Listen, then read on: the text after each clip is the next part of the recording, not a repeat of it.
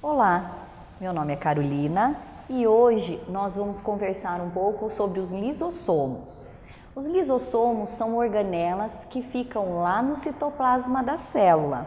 Eles têm uma origem do complexo de Golgi. Então, o complexo de Golgi, que são aquelas vesículas empilhadas responsáveis em fazer a secreção das substâncias que estão no reg e no réu, acaba destacando pequenas porções e essas porções então acabam formando os lisossomos. Os lisossomos eles têm uma membrana igualzinha à membrana plasmática da célula na sua constituição lipoproteica, com presença da parte das proteínas, enfim, se eu fizer uma ampliação ou pegar a função dessa membrana do lisossomo, ela é idêntica à membrana da própria célula. Muito bem, ela apresenta uma série de enzimas hidrolíticas, por isso que a função do lisossomo é digestão intracelular. Então, ele vai ter que digerir e ele utiliza essas enzimas então para poder fazer essas quebras. Como que ele faz isso? Através de 3 processos. O primeiro nós chamamos de uma heterofagia. Hétero, diferente, ou seja, vai fazer quebra de partículas que vão entrar dentro da célula por pinocitose, ou seja, partículas líquidas que apresentam uma grande densidade, que acabam entrando dentro da célula por uma invaginação da membrana plasmática.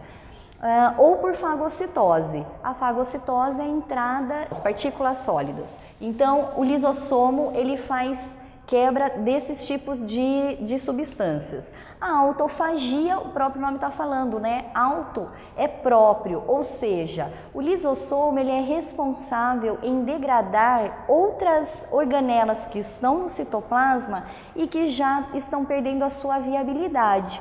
Então, várias organelas, dependendo do tempo de vida que cada célula tem um tempo de vida próprio. Então, muitas organelas acabam sobrevivendo um tempo inferior ao da célula. Então, elas precisam ser substituídas. Então, quem é responsável por isso? O lisossomo, ele engloba essas organelas e promove a substituição das mesmas. E um outro processo que eles também realizam é a autólise. Próprio, lise, ruptura. Então, essa ruptura própria dele faz com que a célula inteirinha seja degradada. Afinal de contas, lá dentro tem enzimas. Então, quando essa enzima atinge as organelas no citoplasma, acaba também rompendo a membrana e a célula deixa de existir. Vejam, um conjunto de células forma um tecido. Então, se essas células vão entrar em autólise, significa que parte desse tecido vai ser o quê? Desprovido, vai ser destacado do local onde ele está. Isso acontece muito em girinos. Os girinos, os sapos, os anfíbios, eles têm um início da sua vida na água e depois eles migram para o ambiente terrestre. Então, nesse momento da migração, eles vão perder a cauda porque não vai ser mais importante. Então, como que ele perde essa cauda? Através da autólise das células do tecido que formam a cauda, ok?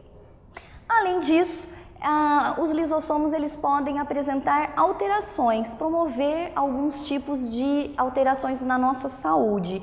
A primeira delas nós chamamos de uma pneumoconiose. Significa que a alteração no lisossomo pode gerar lesões pulmonares. Isso acontece muito em trabalhadores de minas, que eles acabam tendo contato com alguns elementos como zinco, e aí eles acabam então tendo alterações lá na parte dos lisossomos das células. E aí eles vão ter problemas, lesões no pulmão, dispneias, problemas respiratórios e tudo mais. Um outro tipo de doença nós chamamos de doença de Pompe, que é um excesso de glicogênio no lisossomo. Quando isso acontece, ele aumenta de tamanho porque absorve muito glicogênio e isso também vai gerar no indivíduo problemas respiratórios, problemas cardíacos e leva à morte o indivíduo que vai chegar no máximo até 1 ano de vida. Então veja, o lisossomo é uma organela que parece que tem ter só a função de digestão, mas ela também pode nos trazer algumas alterações. Enfim, eu espero que vocês tenham compreendido a aula de hoje. Até o próximo encontro.